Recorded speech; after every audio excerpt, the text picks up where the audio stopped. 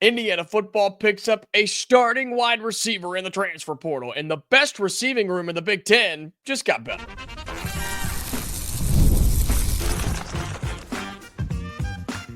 You are Locked On Hoosiers, your daily podcast on the Indiana Hoosiers.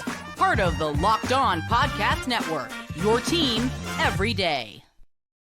Welcome in. It is the Locked On Hoosiers podcast. I'm your man, Jacob Goins. I appreciate you being here, making this your first listen or your first watch every single day. We are part of the Locked On Podcast Network, which is your team every day. Today's episode is brought to you by Monarch Money. Take control of your finances with Monarch Money. Use the code LOCKEDONCOLLEGE at monarchmoney.com for 50% off your first year. Well, thank you so much. Really appreciate you getting your week started with us here at Locked On Hoosiers as May rolls on. And you would think the news would slow down, but it hasn't, as Indiana football continues to be active in the transfer portal. We'll talk about a new receiver pickup today and why I think the best receiving room in the Big Ten just got better. Plus, Indiana basketball, they're out there offering big guys like crazy. 2026 center got offered, a 2027 center got offered. We'll talk about all that a little bit later, but excited to start with the fact that Indiana, who we thought the receiving core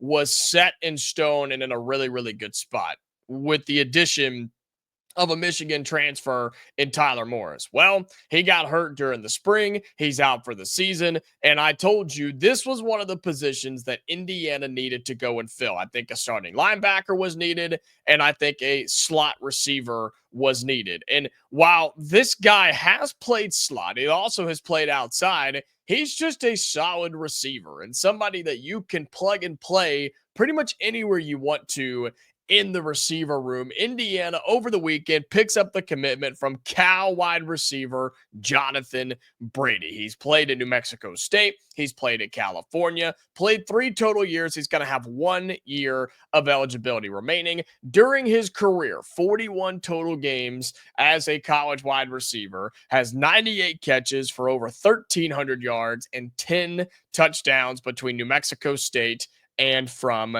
California. And you may say, California, wait, that rings a bell. Why is that? Oh, it's because that's where Fernando Mendoza was the quarterback last year. That's where this guy was last year. They've played together. And so that cannot be overlooked. That cannot be understated on how big of a deal that is. The fact that you bring somebody in who, we're going to talk about his game in just a moment, but the fact that he comes in and already knows your quarterback and your quarterback already knows him. Now, you're both learning a brand new system. You're learning a new offense. You're with new coaches and other guys. Like, there's a lot to learn, right? And obviously, somebody like this is stepping in to the team post spring. And I'm not always a fan of that. It's just tougher, right? It's just tougher to be joining a program that's already gone through spring practice. But for somebody like Jonathan Brady, who has already played with Fernando Mendoza, you hope that they could at least be somewhat on the same page. They could at least speak the same language, if you will, and help each other out to catch up Brady throughout the summer. And that is the hope as well, right? For somebody like Mendoza to hang around, be with his receivers, not go anywhere, be with his guys, throw just, in the facility. You can't actually officially practice, of course, and things like that, but just get out and run. Just get out and run routes, get out and throw balls, get out and work on your timing. I expect that to happen here with Jonathan Brady, because I expect him to be a starter on this Indiana football team. I expect him to be a starter on the offense for Indiana as a wide receiver. Now, I told you that he's played some slot. I also told you that he's played a little bit outside. That is good. That's a good problem to have.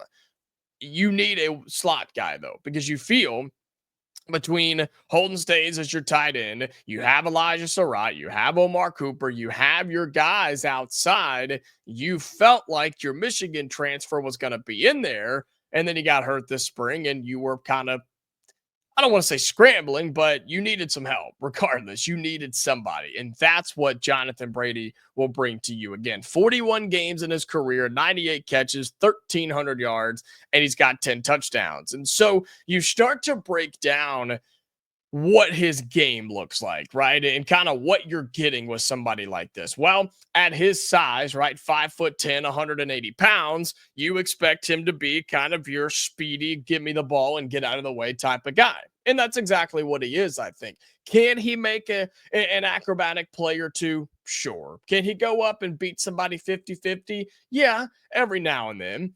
But you are expecting him to just get the football and make a play. And that's what you're going to see with him. He's ran the ball a handful of times, so maybe Indiana could mix that in there too. I'm not sure, but he is speedy. And when he's in the open field, he's shifty, and he is a solid route runner. Not going to go as far to say he's a great route runner, but solid just off the film I was able to see. And someone who I think is just going to make you better. Is he going to be the best receiver on this team? No, probably won't even be close because of guys like Omar Cooper and Elijah Sarratt. And I'm going to tell you why I think this is the best receiving room in the Big Ten here in just a little bit. But he's somebody who fills a hole. He fills the gap, and somebody who is a playmaker, who is dangerous, who the defense has to respect. You have to know where Jonathan Brady is on the field, because you're going to have so much focus on Sarratt and Cooper and even Holden Stays, your tight end sometimes.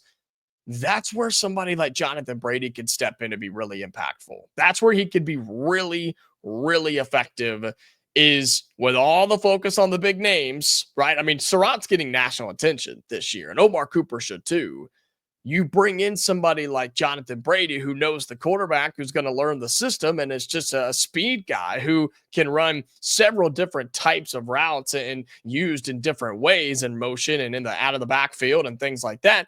You have opened up your offense a little bit, and you can hopefully use him to take advantage of a defense that's focusing in other areas. So I think that had to be the selling point for Jonathan Brady. I'm excited about what he is going to bring to this team. Other teams like Tennessee were in this recruitment as well, and so you beat out a couple of big teams, and you get a position that you needed. And I cannot stress enough how big that is, how important that is for Indiana to realize, okay, we need to go find somebody here. Who's it going to be? And sure, they took their time. He was a late entry. I think he entered like April 22nd or 23rd or something like that. So he was a late entry, but you jumped on it and you made it happen, and boom, there you are. Now you feel that you have a starting receiver. Could he work on the outside and you move somebody else into the slot? Sure. Absolutely. And that's probably what you'll see and what we'll hear a lot about in terms of fall practice before the season gets started. And remember, you have those three, I call them cupcake games because they're worthless. You have those three cupcake games at the start of the season, so you can work some things out those first few weeks and then figure out what you want to do come Big Ten play. But this is a big pickup, and this is one that I'm excited about with Jonathan Brady. He has 1 year of eligibility remaining. The former California Golden Bear is stepping in to be a starter in the receiver room for Indiana football this upcoming season. So very, very excited about what he brings. And I think this move has solidified the fact that Indiana football has the best receiver room in the Big Ten. Some could say across college football, and I'm going to tell you why right after this, right here on the Locked On Hoosiers podcast. Today's episode of Locked On Hoosiers is brought to you by Supply House. Get the supplies you need from the site made for the skilled trades, Supply House. Whether you're into plumbing, HVAC, or electrical work, Supply House is the reliable way to order products online. Their easy-to-use website is packed with helpful resources and the latest product info to help you get the job done right. Plus, with a complete inventory of over 200,000 parts from 400-plus top brands, you'll find exactly what you need delivered fast from coast to coast. If you need help on an order, Supply House offers expert support and industry-leading service, so you'll always talk to a real person. And for the trade pros looking for an extra edge, their free TradeMaster program offers exclusive perks like a dedicated phone line, free shipping, and discounts on every order. Thousands of skilled professionals are already taking advantage, and now it's your turn. Join the TradeMaster program today at supplyhouse.com/TM and start ordering plumbing, HVAC, and electrical supplies with just a few clicks. Plus, if you use the promo code SH5, they're going to give you 5% off your first order. That's at supplyhouse.com.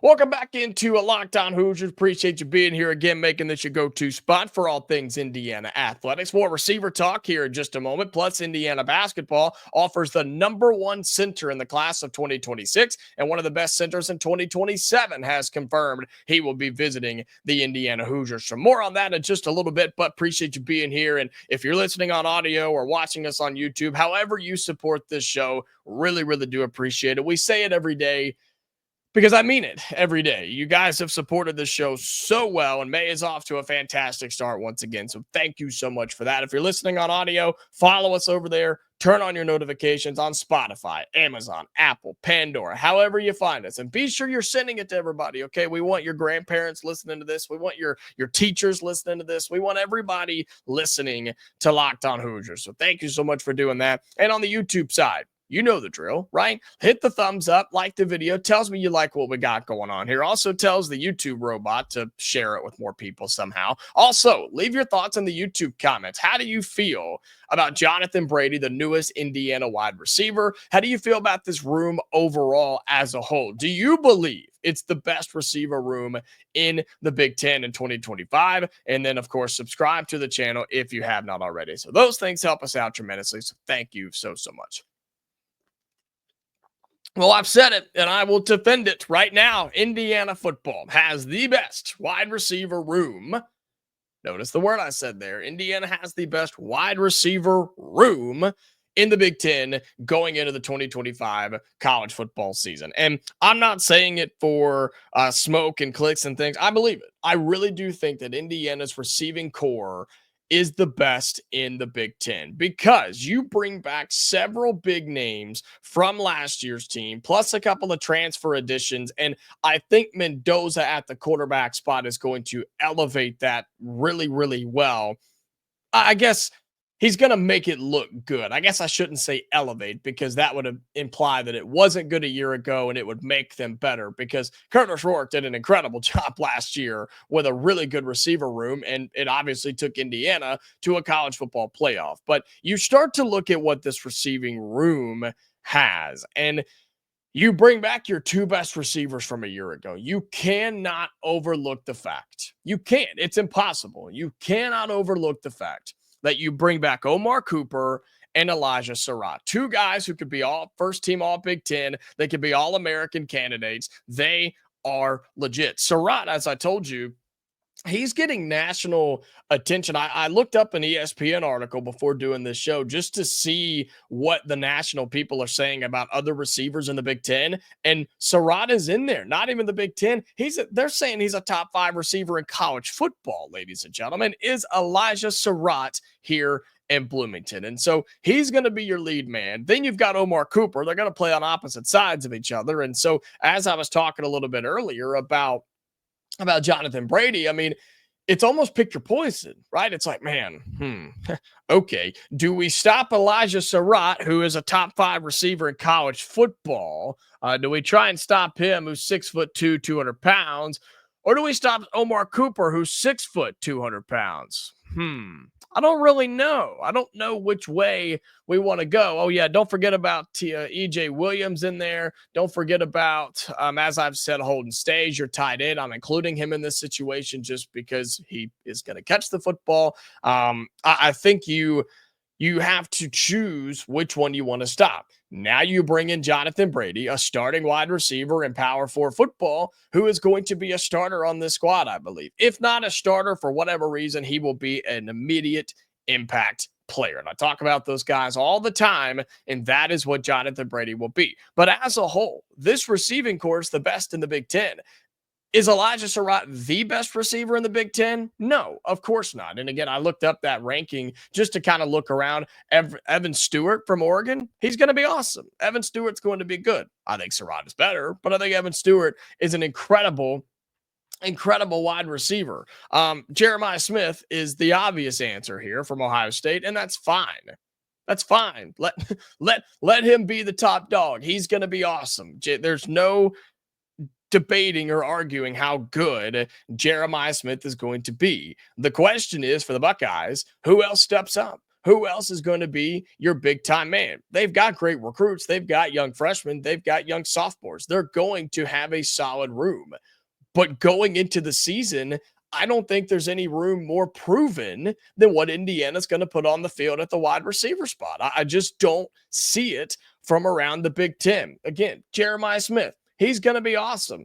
But I'm telling you, Evan Stewart is going to be awesome. But you start looking around and it's like, okay, each team has one, maybe two guys, but man, I feel good about everybody that we have. And I can't wait to see what Mendoza is able to do with these guys. And again, we've talked about the fact that you're bringing in Jonathan Brady, who's already caught footballs from him before, but Mendoza's got to be just absolutely licking his lips, man. He's got to be so excited to be working with, I would assume, is the best receiving core he's ever played with, even in the high school ranks. And then playing at California a year ago, I mean, Brady was probably their number two overall, I would say, probably their second best receiver last year there at California. And so you bring him in, you've got Sarratt, you've got Cooper, EJ Williams, you've got Stays at the tight end spot, you got Nowakowski at the tight end spot too. I mean, Mendoza has to be excited about this. And you would think that the Indiana offense is excited about this because remember, you have an improved offensive line with Pat Coogan holding down things at the center position from Notre Dame. You have a running back by committee room that's going to be awesome. And so everything is coming together. I've talked about it with Mendoza as the deck is stacked around him. And I firmly believe that to be the case. I firmly believe that to be true is just be good. Just be good if you're Mendoza. You are now playing with what I consider the best wide receiver room in the Big Ten. I don't want to go as far to say you can't screw this up, but everything is set up for you to be very successful this year. And that goes for Indiana as a whole. We'll stick to the offensive side of the football here today. It's all set up for you to have another good season. Are you going to average 60 points a game again this year? I don't know. Probably not, but who knows? Maybe you will, maybe you won't. But you should be able to put up some points. You should be able to move the football and be able to put up some points. I think that's an expectation again this year. And sure, in some of these non-conference games, I don't care. Indiana can put up 100. I think they're not worth all that much, okay? But you start looking at early Big Ten games, and yeah, you need to put up some points. And to beat some of these teams in the Big Ten, you're going to have to put up some points. But I think the one thing that Indiana has, and not a lot of teams do, is you have a really, really good defense and a really good offense. A lot of these teams in the Big Ten have one or the other. The top dogs have both. Indiana is a top dog right now in the Big Ten, and you have both. And so you bring in, again, Jonathan Brady, who, by the way, forgot to mention this, has some special teams in his background. So maybe he's thrown in there a little bit. I'm not sure. See what Indiana decides to do, but that's an extra bonus there for a guy who's got kick and punt returning in his background. And so, again, I think Indiana has the best receiver room in the Big Ten this season. Going into the year, I don't think it's even close. I think it's the best room, the best collection of guys at the wide receiver spot to start the year for 2025. Will it end that way? Couldn't tell you. Haven't got the crystal ball out this morning. I can't tell you that. But I do think it's the best going in. Is Sarratt the best receiver? Probably not, but he's right there. He's right there. If Jeremiah Smith doesn't exist, Sarratt has a big time argument, but just a collection of guys with your receivers, with your tight ends, and Mendoza getting them the football. This should be a very exciting year for the Hoosiers on the football field, and I can't wait to see what this offense can do this year. All right, coming up here in our final segment on Locked On Hoosiers, we'll flip over to the basketball side where Indiana, they're just offering centers left and right. How about the best center in 2026, one of the best centers in 2027? They're all connected to Indiana. And we'll tell you why after this here on Locked On Hoosiers.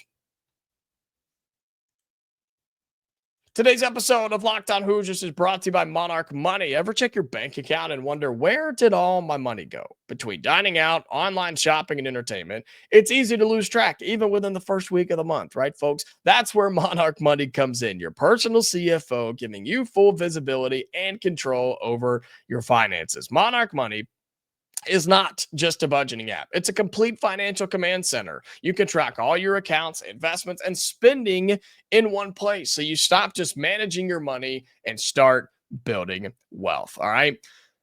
Instead of juggling multiple financing apps, you got one over here. You got one over here. This one does retirement. This one does checking. This one does savings. This one tracks your subscriptions and all that mess. Don't do all that. You can do all that in one spot with Monarch Money. You can check your finances, you can track your spending, and even plan your long-term goals, okay? Take control of your finances with Monarch Money. Use the code LOCKEDONCollege at monarchmoney.com for 50% off your first year. That's monarchmoney.com's code LOCKEDONCollege for half off your first year. All right, final segment here on Locked On Hoosiers. Thank you again so much for being here. Appreciate you making this your go-to spot. Hopefully your first listen and your first watch every single day. And we're flipping over to the basketball side because Indiana basketball, that is, and Darion DeVries and his newly hired staff are out there working in terms of high school recruiting. And I know we had some concern with big guys for this year's team and trying to get some through the transfer portal, but Indiana's trying to prevent that problem moving forward as they have offered a couple of big name centers in 2026 and 2027. And we'll start with 2027 quickly before looping back to the number one ranked center in the class of 2026. Got word that Indiana's going to get a visit at some point. Nothing official as of yet. But one of the best centers in the class of 2027, Isaiah Hill, told 24/7 Sports that he is going to be taking a visit to Indiana soon. Again, he is the fifth ranked center in the class of 2027, 6 feet tall, 6'10" rather, 6'10" Isaiah Hill. And here's why that's important. He's from Indianapolis, so you need to go get this kid, right? You need to go get a guy like this. And so Isaiah Hill, again, 6'10", center from Indianapolis, plays at Pike High School, played AAU ball all over the place, that he confirmed with 24/7 Sports that he is going to be taking a visit soon. He's ranked the number 5, number 6 center, depending on where you look. He's a top 75 player in high school basketball for the class of 2027. And I know it's crazy to be talking about the 27 class, but you know how it is in high school recruiting. You can never be too early. Indiana's talking to 28 and 29 kids right now, too. So just keep that in mind, right? It's a crazy world out there, but that's how it goes. And the fact that Darion DeVries and his entire staff, they deserve a ton of credit on this, too. The fact that they have already reached out, made an impression, good enough for him to say, yeah, I want to go visit. I want to go see what it's about. And this is now where you could say with the 2026 class, but I'm going to say more with the 2027 class because you have a little bit more time. This is where Darion DeVries and this new Indiana staff have a chance to make their real first impressions. And I say impressions because you're going to be bringing several people on campus. You're going to see them. You're making phone calls. You're FaceTiming. You're seeing their parents. I mean, you're doing all of that. And this is your first real full cycle would be 2027. I know you have the 26 class, but you just got there. There's a lot to do, whatever. But the 2027 class, and you could say the tail end of 26, but into 27, it's your first opportunity from start to finish to say, here's who we are, here's what we do, here's how we can help you. Let's get this thing done. And you get to for the first time, fully wash out the feelings and the taste in the mouths of these recruits and their families from whatever the heck was going on before with Mike Woodson and his staff, right? Because clearly high school recruiting was not their forte. That was not really their strong suit, right? And so you have an opportunity, and it's an uphill climb. There's no doubt about it. But Darian DeVries and this staff are having to rebuild these connections. They're having to rebuild the brand, not just on the floor, but in the living rooms as well, in the neighborhoods, in the schools. And you have to remind folks what Indiana is. And you also have to show them, hey, we're different. This is a different coach, different staff. This is a new era of Indiana basketball. And so you have a chance to do that with the number 6 center in the country, number 5, number 6, again, just depends on where you look. 6'10" in the 2027 class, Isaiah Hill. But you also have offered, and this happened a couple of days ago, and we mentioned it, but want to bring it back up here on the show again. The fact that Indiana in the class of 2026 has now jumped in on the number 1 center in the country, Davion Adkins. Okay, he's from Oak Cliff, Texas. He plays for the Faith Family Academy down there. He is the number 1 ranked center in all of high school basketball, and Indiana has extended a scholarship offer. Now, what does this exactly mean? Means the Hoosiers said, hey, we want you, man. So does everybody else, but we just want to let you know that we want you too. Teams like Houston and Kansas and Oregon and Texas and Texas Tech, they're all in there on this kid, and more will become available as we get closer to his commitment. 6'8", he is a center / forward, I guess. I know 6'8". People nowadays, if you're not 7 feet tall, they get upset. You can still play the center spot at 6'8", 6'9", 6'10". It's okay. It's not a sin to not be 7 feet tall and play the center spot. But Davion Adkins, number 1 ranked center in the country, picks up a scholarship offer from Indiana. We will keep you updated on kind of what this recruitment looks like. It's really just getting started, but the Hoosiers are in it. And the fact that they weren't scared, they weren't worried, they knew they were behind, and they said, yeah, doesn't matter, we want you. And so we'll keep you updated on what this looks like, but it's more of the storyline, the narrative, the fact that DeVries and company, they don't care. They're going after the biggest fish in the pond. They don't care that they're the new fish in the pond. They are the ones who are stepping in and saying, hey, Indiana's here. We're going to make our pitch. We're going to make our sale. We're going to try and get this kid. And so we'll keep an eye on Davion Adkins for 2026. Again, the number 1 ranked center in the country. Indiana extends a scholarship offer to him, and you're going to get a visit from one of the best centers in the class of 2027 as well. All right, that's going to do it for today's episode of Locked On Hoosiers. Thank you again so much for being here. I can't stress it enough as we are rolling on through the month of May. Appreciate you. And again, just make sure that you're liking this video on YouTube. You're leaving your comments down there. You're subscribing if you haven't already. And to my audio listeners, follow us on there, turn on your notifications, and send it to everybody that you know, okay? We are back tomorrow, Hoosier fans, for another episode. So until then, stay safe, and I'll talk to you later.